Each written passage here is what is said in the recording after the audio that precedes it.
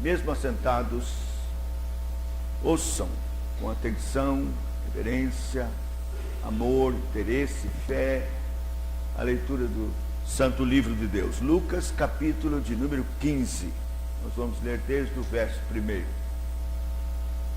Diz assim a gloriosa, bendita, inerrante, autoritativa palavra de Deus. Aproximavam-se de Jesus todos os publicanos e pecadores para o ouvir. E murmuravam os fariseus e os escribas, dizendo: este recebe pecadores e come com eles. Então lhes propôs Jesus esta parábola: qual dentre vós é o homem que, possuindo 100 ovelhas e perdendo uma delas, não deixa no deserto as 99 e vai em busca da que se perdeu até encontrá-la? Achando-a, põe-na sobre os ombros, cheio de júbilo, e indo para casa, reúne os amigos e vizinhos, dizendo-lhes: alegrai-vos comigo, porque já achei a minha ovelha perdida.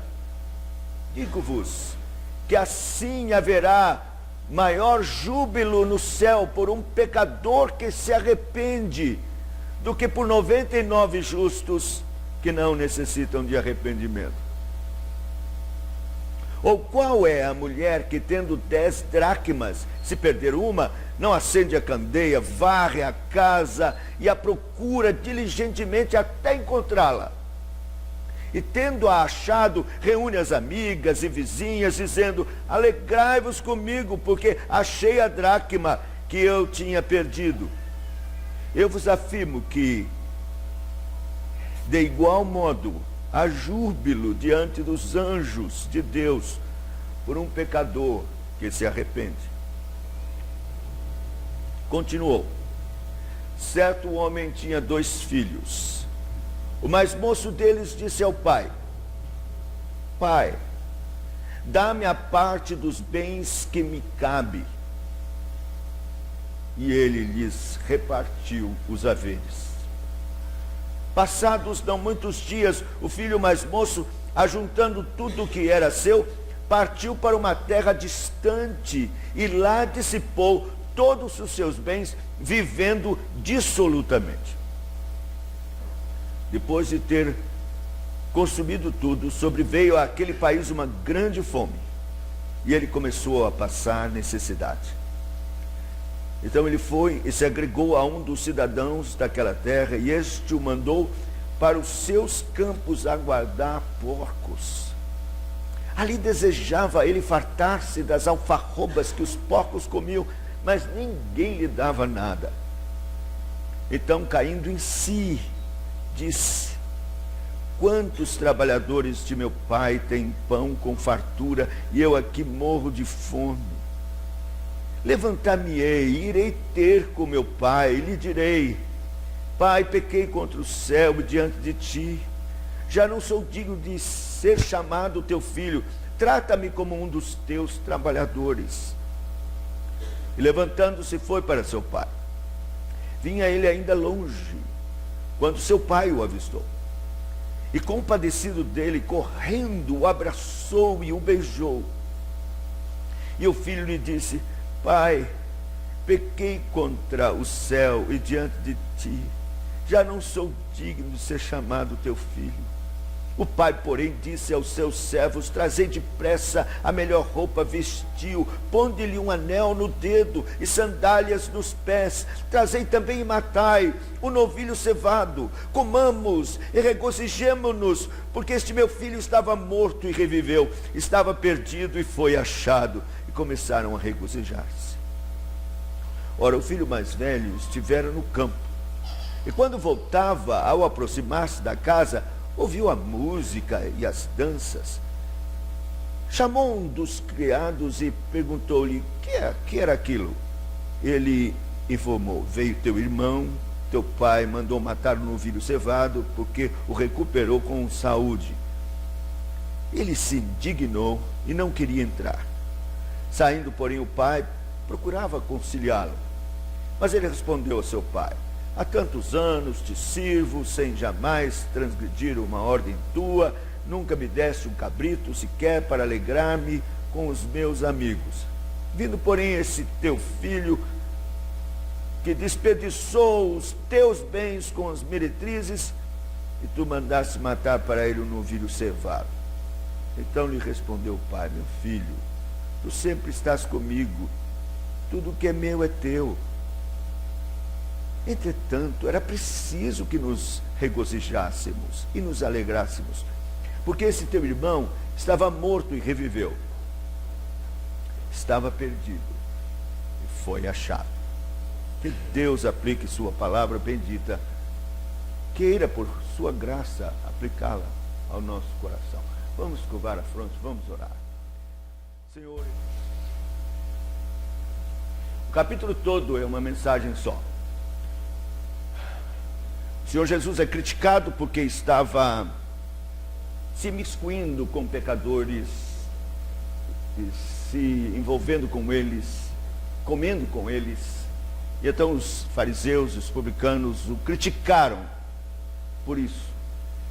Ele então conta 3 parábolas para mostrar que era legítimo o que ele estava fazendo, porque para isso mesmo ele veio, para buscar e salvar o que se havia perdido. Você pode ver, as 3 parábolas falam de pecadores perdidos, da luta e esforço para que fossem encontrados, e depois de um grande regozijo por terem sido encontrados. É assim com a ovelha perdida, é assim com a dracma perdida, que representa pecadores perdidos, que foram encontrados. Da mesma forma, a parábola do filho pródigo, que é a parábola que nós escolhemos para expor, tem esta mesma mensagem. É uma parábola comovente, tão maravilhosa.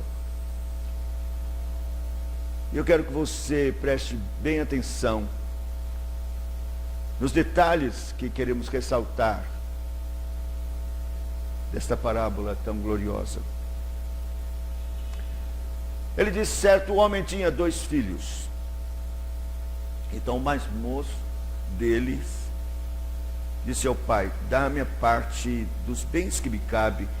E ele então lhes repartiu os haveres. Passados não muitos dias, o filho mais moço, juntando tudo o que era seu, partiu para uma terra distante e lá dissipou os seus bens, vivendo dissolutamente. A primeira coisa que nós podemos aqui compreender e entender é que isto representa efetivamente o que aconteceu com todos nós, pecadores, que nos rebelamos contra Deus, nosso Pai. Nós nos rebelamos. Em Adão todos pecamos. Não pense você, como alguns acham e falam: ah, Adão pecou e eu que pago o pato. É o que normalmente se ouve, como se fosse isso absolutamente correto e justo. Não! A Bíblia nos ensina que há um princípio da parte de Deus representativo, em que Adão nos representa. Todos nós estamos nele. Ele tinha tudo com Deus e com o Pai. Foi feito e criado de forma perfeita, santa. Contudo, insuflado por Satanás, ele se rebelou contra Deus. Ele quis ser independente e não dependente de Deus. E virou-lhe as costas. Nós estávamos lá. Nós fizemos isto. Pode parecer duro para você admitir que você fez isto em Adão.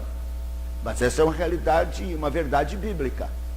E não é difícil de compreendermos isto, porque nós, pessoalmente, confirmamos a rebelião de Adão contra Deus, nós mesmos nos rebelando contra o Senhor. Porque pecamos contra Deus todos os dias, fazendo não a sua vontade, mas a nossa vontade. Então, de fato, viramos as costas para Deus e partimos, saímos, fugimos, viramos-lhe as costas. Partimos para uma terra distante. Isso significa separação de Deus. A palavra de Deus diz: todos pecaram e destituídos estão da glória de Deus. Fomos expulsos do paraíso por causa da nossa insolência, do pecado contra Deus. E partimos para uma terra distante. A terra distante, meus irmãos, é um mundo sem Deus, em que as pessoas estão sem Deus e vivem a sua própria vida dissolutamente. A palavra dissolutamente, ela tem a ver com pecado. É viver numa terra distante, fazendo aquilo que contraria a Deus e ofende a Deus. Se nós abrirmos em Romanos, no capítulo de número 3, nós vamos ver essa verdade. Veja os versos 11 e 12. Como está escrito: não há justo, nenhum sequer, não há quem entenda, não há quem busque a Deus. Todos se extraviaram, e a uma se fizeram inúteis. Não há quem faça o bem, não há nenhum sequer.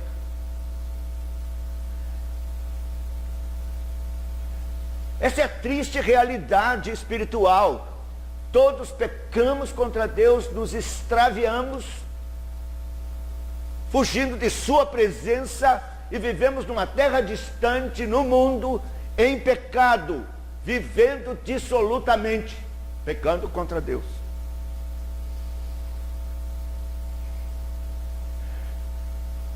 É a depravação total. Meus irmãos, os efeitos do pecado foram clamorosos, muito mais do que você possa imaginar. Nós somos muito indulgentes conosco mesmos, nem achamos que pecamos tanto. Talvez, se você fosse confrontado com relação aos seus pecados, você pudesse contar nos dedos aquilo que você fez ou faz contra Deus. Mas é muito mais que isso. A palavra de Deus diz que os nossos pecados são com a quantidade que temos de cabelos, ou como a areia do mar. Você não pode contar. Deus conhece, Deus sabe exatamente quais e quantos são os seus pecados, mas você não vê.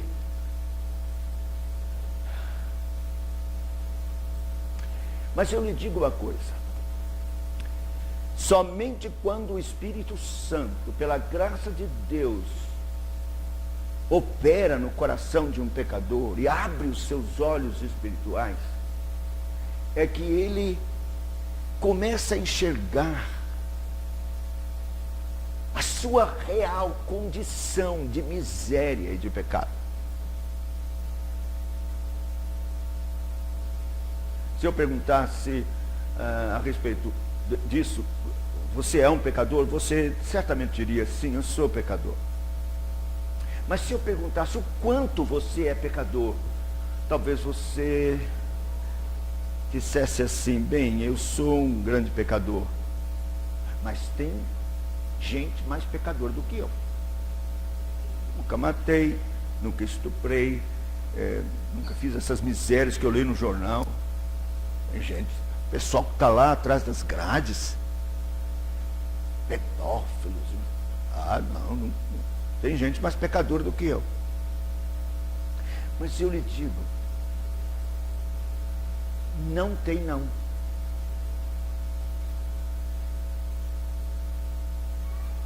Porque a palavra de Deus nos diz que você tem dentro do seu coração estas mesmas misérias. Você nunca matou ninguém, mas você tem homicídio no seu coração. É só uma questão de circunstâncias para que isso aflore e você venha a fazer aquilo que você tem dentro do seu coração. O texto, por exemplo, de Marcos, no capítulo de número 7, a partir do verso de número 21, diz assim, preste atenção: porque de dentro do coração dos homens é que procedem os maus desígnios, a prostituição, os furtos, os homicídios, os adultérios, a avareza, as malícias, o dolo, a lascívia, a inveja, a blasfêmia, a soberba, a loucura. Ora, todos esses males vêm de dentro e contaminam o homem. Preste atenção, ele diz, de dentro do coração dos homens. Você sabe, esse é um termo genérico, que significa homens, mulheres, crianças, todos estão incluídos. Jesus não está falando de alguns homens, ele está falando dos homens, de todos. Ninguém que está aqui escapa, eu também não, todos nós. O que temos dentro do nosso coração é essa miséria toda, que herdamos de Adão.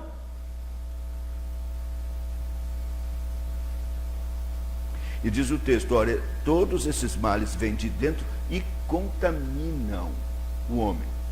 Então, essa é a triste realidade do que significa termos nos distanciados de Deus e vivemos por causa do pecado, dissolutamente, ofendendo a Deus com todos os nossos pecados e misérias, que são incontáveis. Quando o Espírito Santo opera no coração de um pecador, ele vai dizer como o apóstolo Paulo, fiel é a palavra, digna de toda aceitação, que Cristo Jesus veio buscar os pecadores, dos quais eu sou o principal. Quando você começa a entender que não tem pecador pior que você, Deus está começando a agir. Porque é assim. Conhecer nossa miserabilidade. E, meus irmãos, as consequências, claro, são naturais, óbvias. Depois de ter consumido tudo, sobreveio àquele país uma grande fome, e ele começou a padecer ou a passar necessidade. O que é essa grande fome? Bem, alguém pode pensar que não significa coisas circunstanciais, um desastre econômico que surgiu e trouxe eventualmente esta fome. Mas na verdade não é isto. Aqui está sendo descrita a triste realidade da consequência do pecado e de viver longe de Deus no mundo dissolutamente. Fome espiritual. A Bíblia diz, o profeta Amós diz, eis que enviarei fome sobre a terra, não fome de pão, nem sede de água, mas de ouvir a palavra de Deus. É uma fome espiritual, é um vazio interior, uma falta de não sei o quê. É esta triste realidade de todos aqueles que estão longe, distantes de Deus, vivendo no mundo dissolutamente. Eles não têm paz. Diz o meu Deus, o ímpio não tem paz.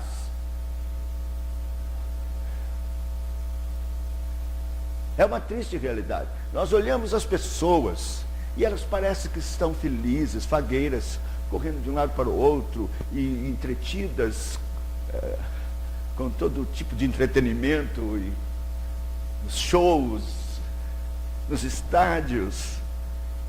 E parece que estão tão alegres, tão plenas, tão satisfeitas. Mas nós sabemos que não é essa a realidade. Elas estão com fome, fome de Deus, fome da palavra de Deus. Elas estão vazias. É como diz a palavra, elas estão no mundo sem Deus, sem Cristo, sem esperança, sem salvação. Elas estão famintas. Uma grande fome veio sobre aquela terra. Esta é a triste realidade do mundo. Uma fome, uma necessidade de Deus, uma carência de Deus, um vazio que só Ele mesmo pode preencher. Esta é a triste realidade. Pessoas que têm dinheiro, pessoas que prosperaram, que estão ricas, mas estão desesperadas, infelizes, e muitas dão cabo de sua própria vida. E veja, o texto diz assim: ele foi e se agregou a um dos cidadãos daquela terra, e este o mandou para os seus campos a guardar porcos. Ali desejava ele fartar-se das alfarrobas que os porcos comiam, mas ninguém lhe dava nada. O Senhor Jesus vai ao extremo. Ele está falando para judeus. E ele então, para descrever a desgraça, o extremo da desgraça de alguém que está longe de Deus, no mundo, vivendo dissolutamente, ele usa de um exemplo que era o fim da picada para um judeu: tomar conta de porcos. Os judeus tinham horror a porcos. É uma abominação, algo simplesmente imundo, terrível. E o Senhor Jesus então usa este exemplo.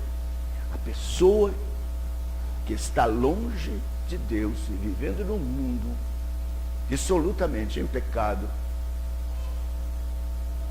desce a ladeira até tomar conta de porcos. Meus irmãos, nós sabemos, se fôssemos aqui descrever os desdobramentos de uma vida sem Deus,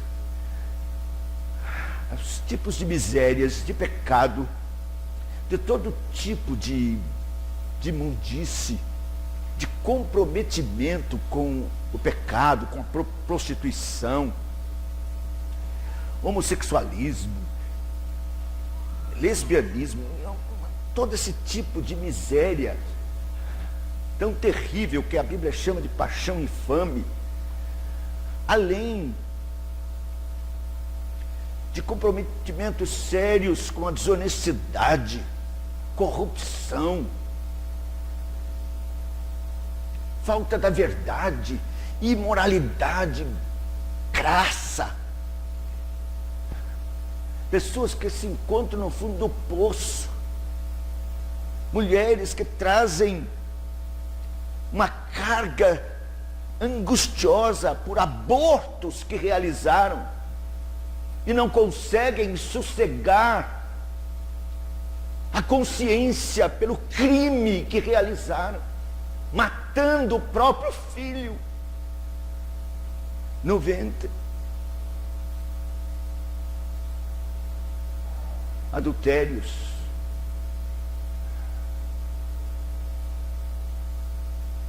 traições, sem falar naqueles que estão afundados em drogas e bebida, no alcoolismo. Sabe, é procurar alfarrobas, lavagem do porco, e desejar isto por causa da fome espiritual, se entregam a todo tipo de experiências que possam tentar, de alguma forma, matar essa fome. E ninguém lhe dava nada, isto é, não adianta nada.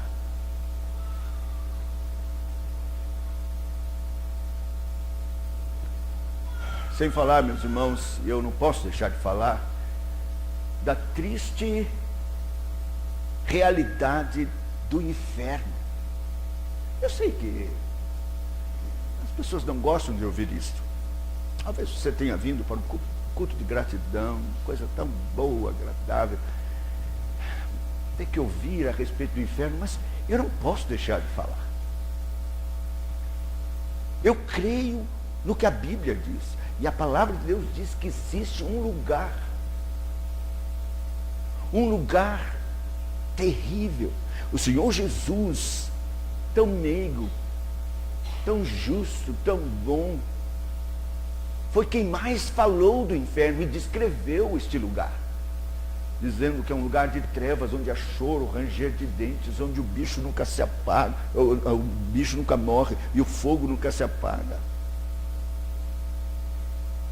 Contou a parábola do rico que não queria saber de Deus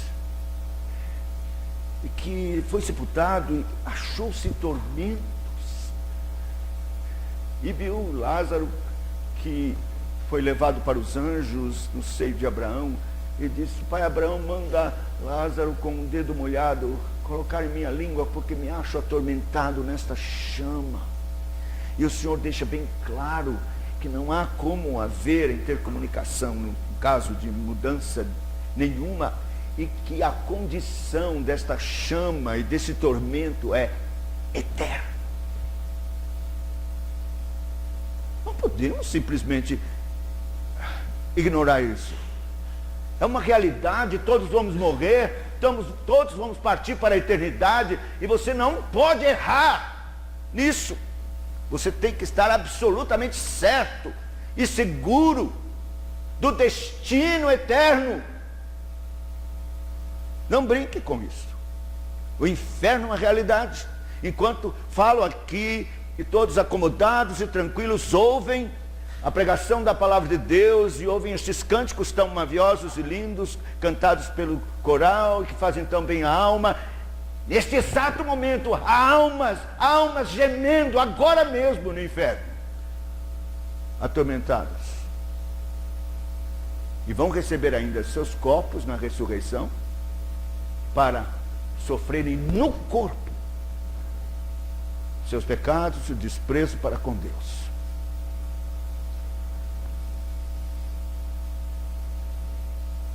Mas diz o texto que nesta condição tão terrível, que alguém até poderia pensar, não tem mais volta, não há mais cura, não há mais como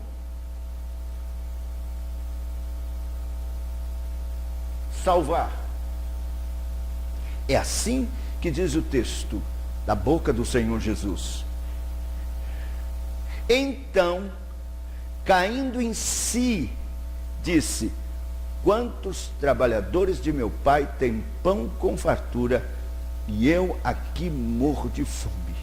Levantar-me-ei e irei ter com meu pai, e lhe direi: pai, pequei contra os céus e diante de ti. Não sou digno de ser chamado teu filho, trata-me como um dos teus trabalhadores. Caindo em si. Deixa-me dizer uma coisa para você.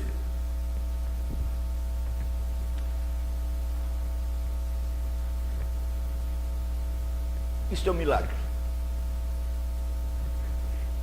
Cair em si é um milagre de Deus. Porque o homem, na sua condição de pecado, separado de Deus no mundo, ele está morto espiritualmente. Ele não tem qualquer condição de si mesmo de se voltar para Deus. Ele não tem condição de cair em si, por si mesmo. Esta é uma obra da graça, do amor soberano de Deus. mas Ele faz isso. Eu estou pregando aqui, ministrando a palavra de Deus, pregando o santo evangelho, que é o poder de Deus para a salvação de todo aquele que crê, na expectativa, não de que eu consiga comover seu coração e fazer com que você caia em si. Eu estou aqui confiando de que o Espírito Santo de Deus está aqui comigo, Ele é quem está falando, e Ele mesmo, com seu poder, há de operar este cair em si, que tem a ver com uma regeneração. É uma obra da graça de Deus, dando vida espiritual, de forma que a pessoa possa cair em si. Veja, por exemplo, Efésios, capítulo de número 2, um texto precioso, que diz assim: Ele vos deu vida, estando vós mortos em vossos delitos e pecados, nos quais andastes outrora, segundo o curso deste mundo, segundo o príncipe da potestade do ar, do espírito que agora atua nos filhos da desobediência, entre os quais também nós andávamos outrora, segundo as inclinações da nossa carne, fazendo a vontade da carne e dos pensamentos, e éramos por natureza filhos da ira, como também os demais. Mas Deus, sendo rico em misericórdia, por causa do grande amor com que nos amou, estando nós mortos em nossos delitos, nos deu vida, juntamente com Cristo, pela graça sois salvos. Eu confio nesse mais Deus. Eu tenho confiança, eu creio. Essa é a minha esperança, é a esperança que enche meu coração, como pregador, como evangelista. É esse mais Deus, operando por sua graça, regeneração e concedendo a bênção de um pecador cair em si, reconhecer sua triste situação e clamar pela misericórdia de Deus. Eu sei que Deus está agindo, porque Deus tem os seus. Ele opera naqueles que Ele amou e escolheu antes da fundação do mundo. Nós não sabemos quem são. A ordem que recebemos é pregar a toda criatura, mas nós sabemos que Deus irá operar a regeneração no coração dos seus eleitos. Hoje Ele está fazendo isso. Eu sei que aqui, pela graça e pelo poder de Deus, alguns vão cair em si. Ele caiu em si. Cair em si é uma operação da graça que faz com que os olhos sejam abertos, os olhos espirituais da alma, e a pessoa então compreende: meu Deus, eu fui criado para a glória de Deus, para o seu louvor, e estou vivendo para mim mesmo, gastando meus dons e talentos, todas as minhas energias para mim mesmo, correndo atrás de riquezas e trabalhando, e não tenho tempo nenhum para Deus, não tenho me preocupado em glorificar a Deus de forma alguma, e estou sem paz, estou com o meu coração vazio, estou com fome da palavra de Deus, eu não posso mais continuar assim. Estou perdendo a oportunidade, que é o tesouro da vida, para glorificar a Deus, e não estou fazendo. Estou correndo atrás do ouro. Meu Deus, é mamon, são as riquezas. E daqui a pouco eu vou ser chamado a prestar contas, e não levo nada daqui, e vou chegar nu diante de Deus, para receber simplesmente a sua condenação e juízo. Cair em si é isto, é compreender isso. Porque Satanás, o inimigo das nossas almas, diz o texto da palavra de Deus, cegou o entendimento dos incrédulos. E eles não podem ver, estão tenebrecidos. E o tempo está passando, cada dia ele está enganando, entenebrecendo, ludibriando. E você não vê que está sendo levado para o matadouro.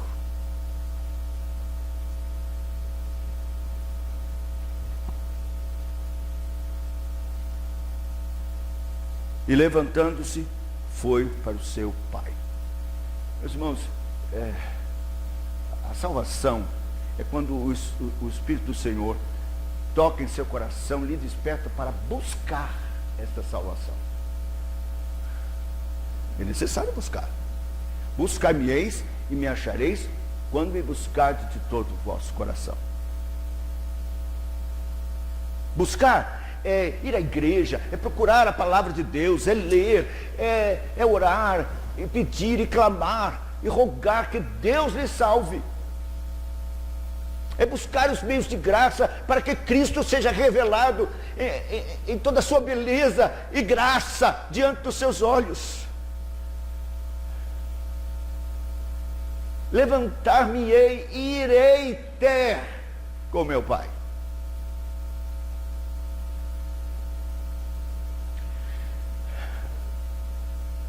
Eu fico pensando nesse moço, maltrapilho, mal cheiroso, sujo do estrume da pocilga,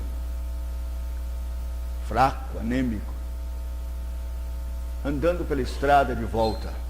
Não sabemos o que aconteceu. Não é relatado no texto sagrado. Se desanimou, se pensou, meu pai não vai me aceitar. Eu tenho vergonha, não vou não.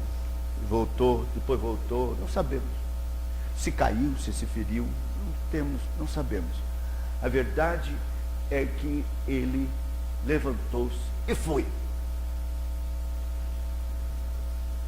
Mas eu penso que uma das coisas que pode ter abalado tremendamente seu coração, enchido de dúvida, era essa verdade: será que meu pai ainda me ama para me receber?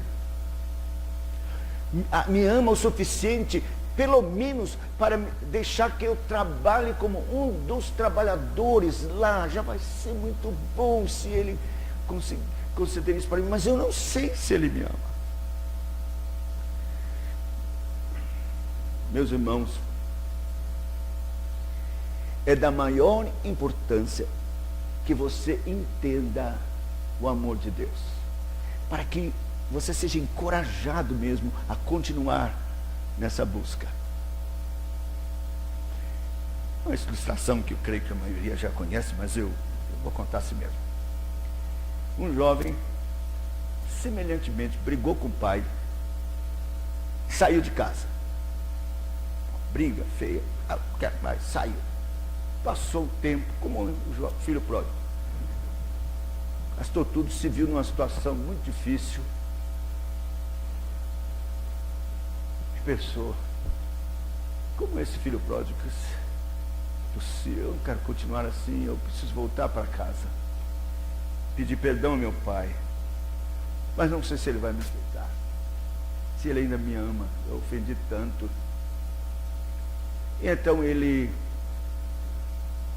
escreveu uma cartinha e disse: meu pai, eu pequei, errei, me ofendi, estou sofrendo muito e tenho o desejo de voltar, mas não sei se o senhor vai querer me aceitar. O senhor tem justamente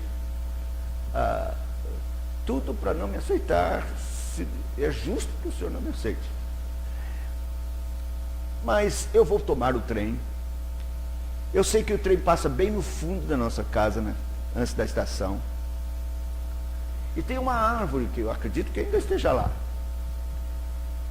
Eu peço que o senhor amarre um lencinho na ponta.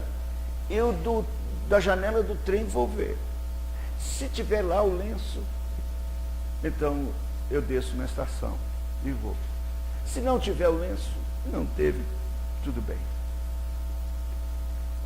Deu tempo, e aí pegou o trem e foi, naquela ansiedade. Estava quase chegando.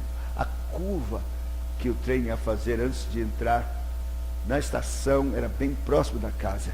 E ele então foi para a janela. Foi para a janela e ficou olhando. Fechou os olhos assim. E quando ele sabia que estava agora bem próximo e que ele ia ver a árvore, ele abriu o olho. E o que ele viu não foi um lencinho, não. O pai mandou pegar lençóis, enrolou a árvore toda de lençóis brancos. Ele então viu aquilo e desceu na estação e foi correndo para a sua casa. Uma demonstração exagerada da parte do pai de que o amava e o queria de volta. Deixe-me dizer uma coisa para você.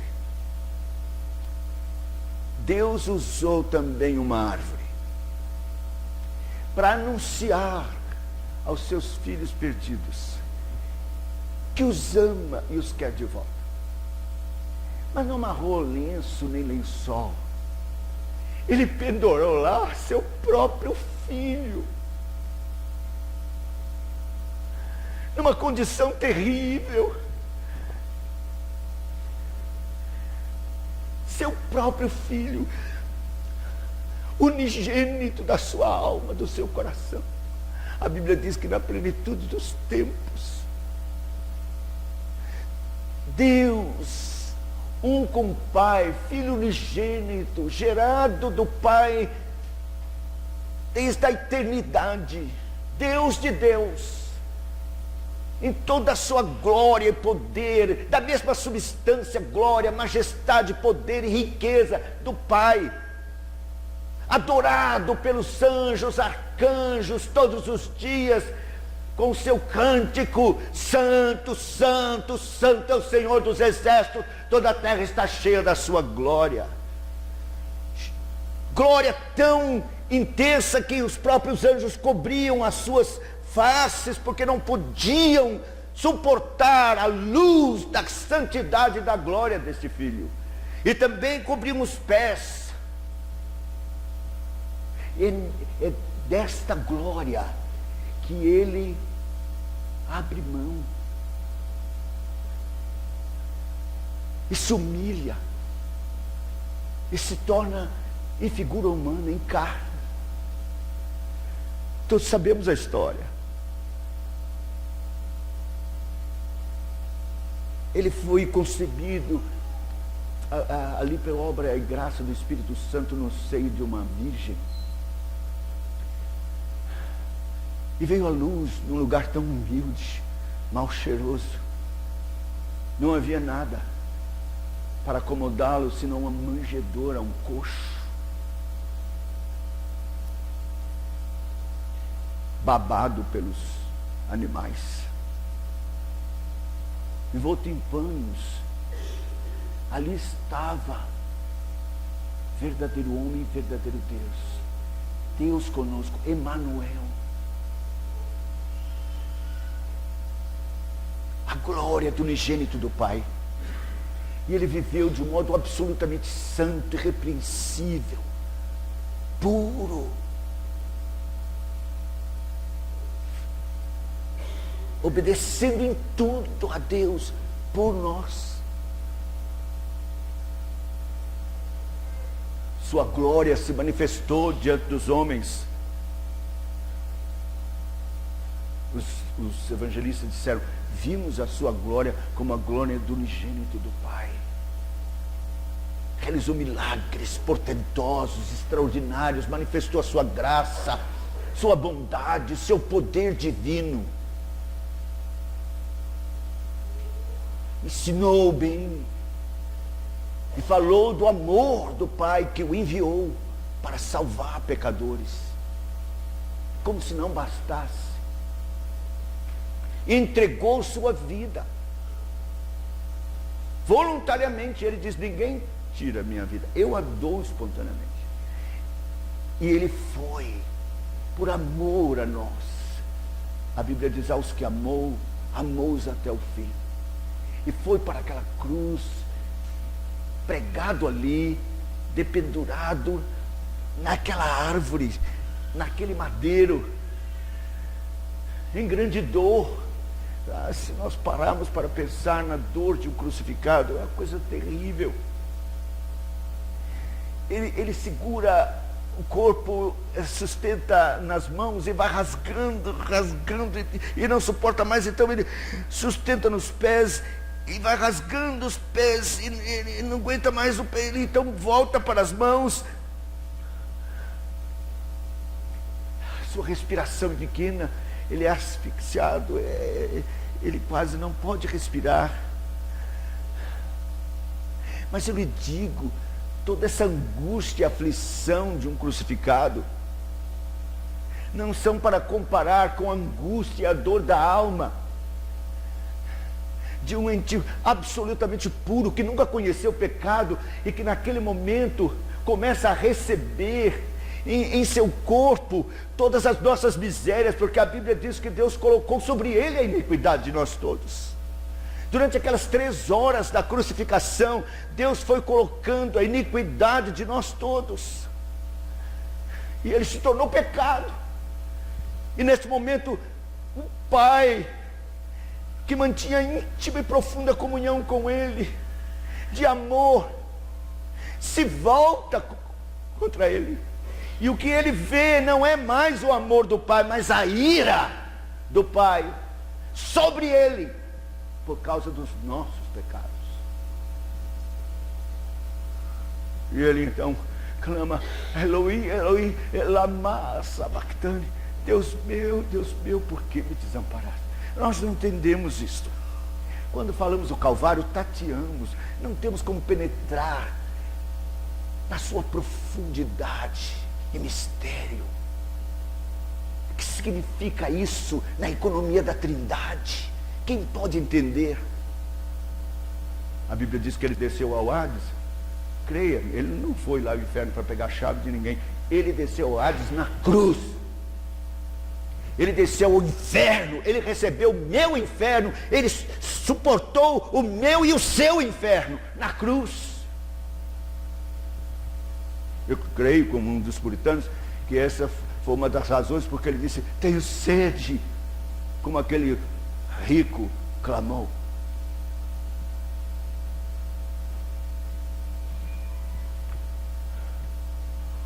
Mas ele cumpriu tudo. Ele disse: está consumado, totalmente pago, está feito.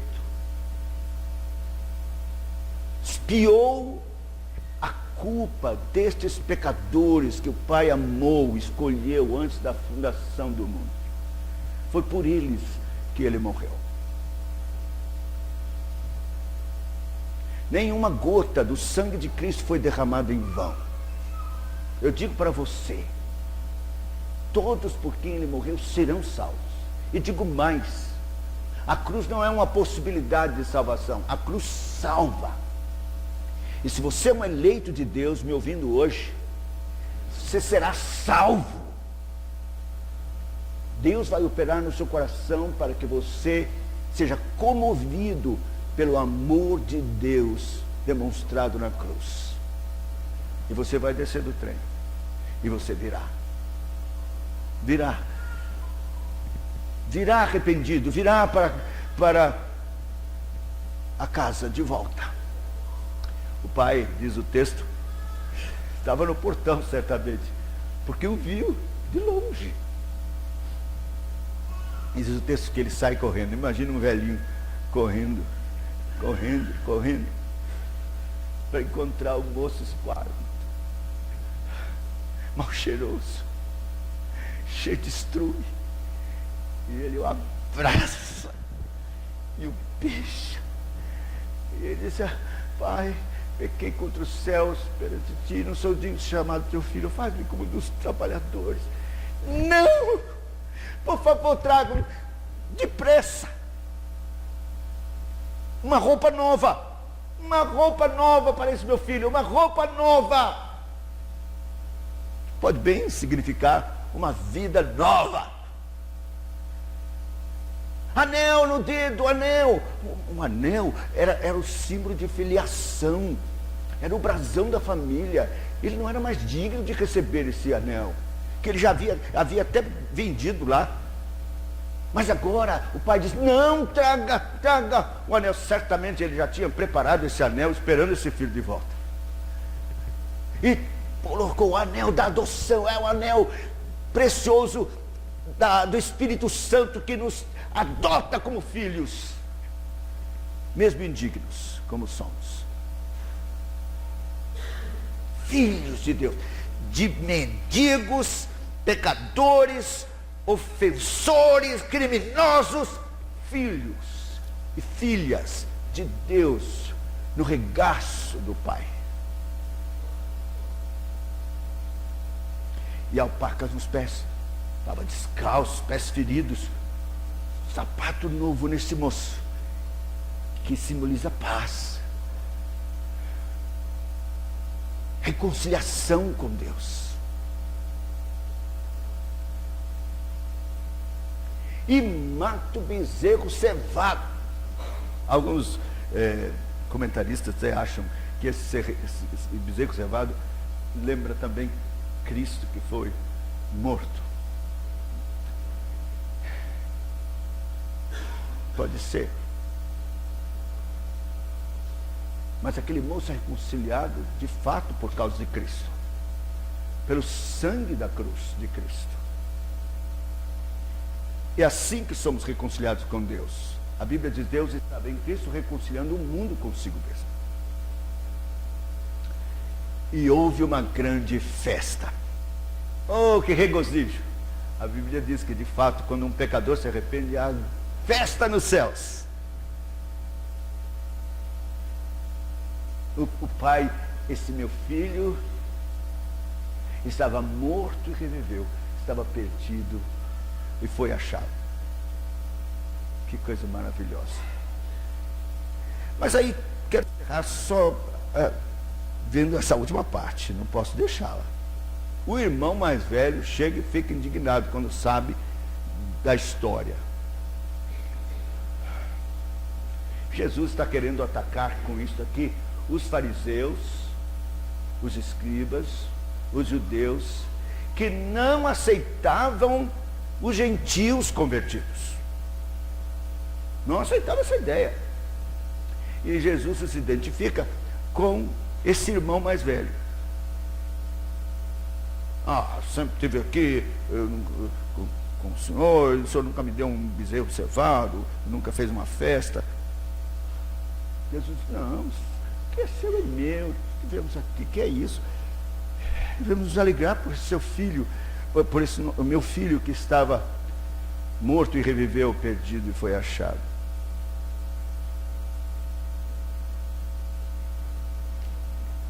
O que se aplicaria para nós hoje?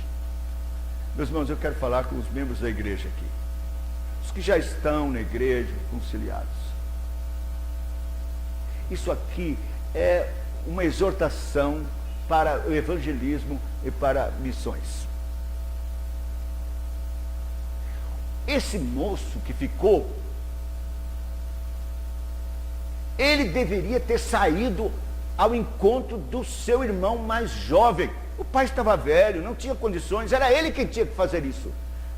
Não, eu vou atrás do meu irmão, eu vou insistir em estar com ele, eu quero trazer de volta, eu sei que isso será a alegria do meu pai, e deveria ir por becos e valados até achar seu irmão e trazê-lo.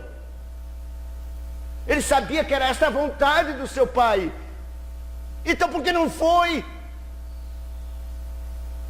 E eu fico pensando, hoje nas igrejas ninguém evangeliza, não tem ardor evangelístico nem missionário. Sabe que tem perdidos, filhos dispersos, ovelhas tresmalhadas, e que seria do agrado do Pai tê-las aqui. Então, na verdade, a sua acomodação, negligência, indiferença, isso entristece o coração do Pai. Você está se identificando com o irmão mais velho nessa sua negligência. Sai, vá ao encontro, busque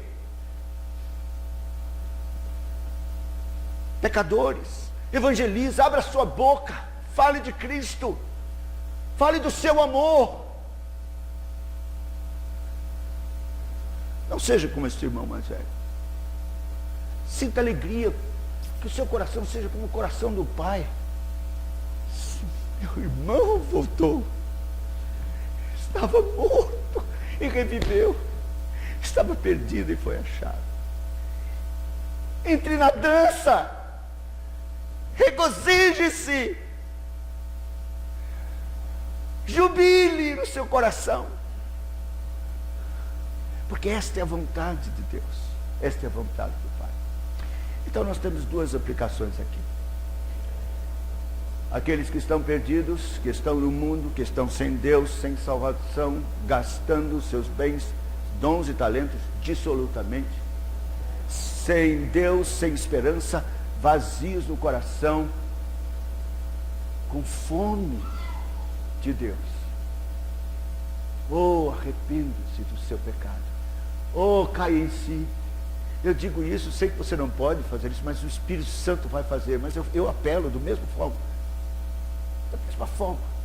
Eu sei que você não pode, mas eu apelo. Cai em si. Eu penso que é como Jesus falou com aquele aleijado no tanque de Betel. Disse, não tem ninguém que me ajude, ninguém que me leve lá e tal. E Jesus, quer curado? Quero. Então, levanta. Eu acho que ele diria, não, Senhor, eu não posso fazer isso. O Senhor está me pedindo fazer uma coisa que eu não posso. Mas levanta e anda. Ele levantou e andou pelo poder de Deus. É a mesma coisa, eu digo, cai em si, arrependa-se. Eu creio que o poder da palavra de Cristo pode lhe erguer e lhe levantar e fazer com que você caia em si agora. E comece já a sentir que não pode mais continuar como está. E que hoje mesmo você vai se levantar da pocilga e vai buscar a Deus. E vai buscá-lo humildemente, reconhecendo os seus pecados e suplicando que Ele tenha misericórdia de você. Você não pode ter dúvida do seu amor. Nenhuma árvore cheia de lençol pode falar mais do amor do que a árvore com o Filho de Deus pregado na cruz, pingando sangue. O amor de Deus está aí, claramente anunciado. Venha Cristo, venha hoje. E vocês, meus irmãos, que a palavra do Senhor possa ser introduzida pelo Espírito Santo no seu coração, e você não reaja como este irmão mais velho, mas reconheça seu pecado de negligência, de omissão, de não ter ido buscar o irmão, e vá, levante-se e vá, comece a pregar, comece a evangelizar. É isso que Deus quer. Que o Senhor, por sua graça e grande misericórdia, queira nos abençoar. Vamos curvar nossa fronte.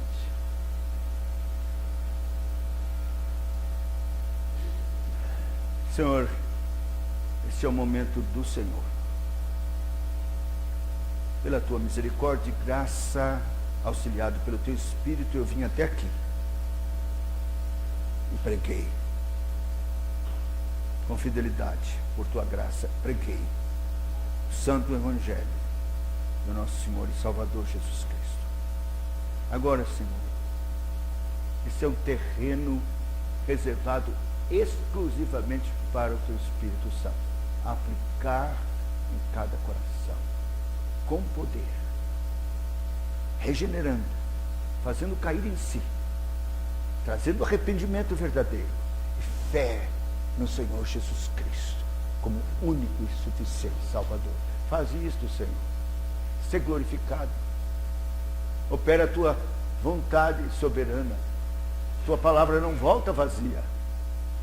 Ó Senhor, muitos que vieram aqui para um culto de ação de graças, entendam que não há nada que possa demonstrar mais gratidão a Deus do que reconhecer o seu amor, se render a Ele e viver para a sua honra e para a sua glória. Em nome do Senhor Jesus.